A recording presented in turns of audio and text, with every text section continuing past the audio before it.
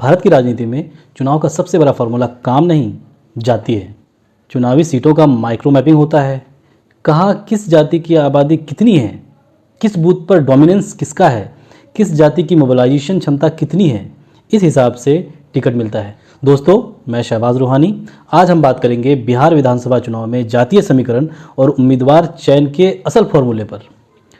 पार्टियां खुलकर नहीं बोलती, पर टिकट लिस्ट जातीय सोशियोलॉजी की सीट की तरह साफ पढ़ी जा सकती है। 2020 बिहार विधानसभा चुनाव का पैटर्न देखिए। आरजेडी ने यादव मुस्लिम कैडर पर लगभग 70% से ज़्यादा दांव लगाया। जेडीयू ने क्योरी, कुर्मी, ईबीसी पर भारी इन्वेस्ट किया। बीजेपी ने स्वर्ण प्लस नॉन यादव ओबीसी की दो ध्रुवी लाइन पकड़ी। और यही कहानी 2025 में भी जारी है। किसी भी पार्टी ने काम करने वाले चेहरों पर नहीं, मत दिलाने वाली जाति पर ही टिकट दिया है।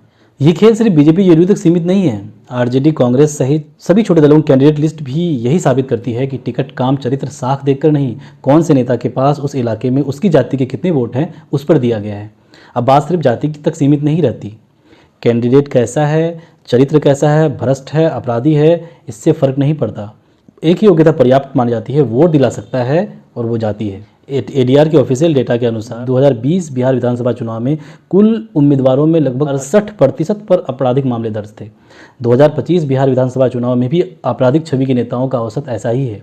एडीआर का साफ साफ कहना है कि फेज़ 1 एनालिस्ट उम्मीदवारों में लगभग एक तिहाई मतलब 32% पर आपराधिक मामले दर्ज हैं और 27% पर गंभीर मामले दर्ज हैं। हत्या, मर्डर, अटेम्प्ट टू मर्डर जैसे मामले दर्ज हैं। यह आंकड़ा चिंताजनक है और बताता है कि पार्टियां बगैर क्राइम रिकॉर्ड को प्राथमिकता दिए अक्सर वही उम्मीदवार चुन रही है जो वोट दिला सके।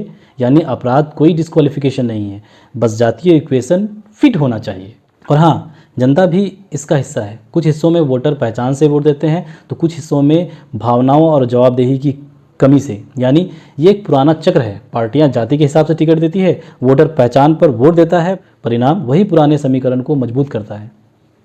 पर समाधान क्या है? ये जादू का नहीं, ये व्यवहारिक है। घोषणा पत्र में स्पष्टता, उम्मीदवारों की पारदर्शिता, स्थानीय अकाउंटेबिलिटी और वोटरों की आदतें बदलने से ये चक्र टूटेगा। जब वोटर न सिर्फ पहचान बल्कि कार्य को तौलना शुरू करेगा, तभी पार्टियों को मजबूर होकर इशू बेस्ड नॉमिनेशन पर जाना पड़ेगा। बिहार का गणित जितना पुराना है उतना ही चालाक है, पर जनमत जब दिमाग से आएगा तब वही गणित भी नई दिशाएं लेगा।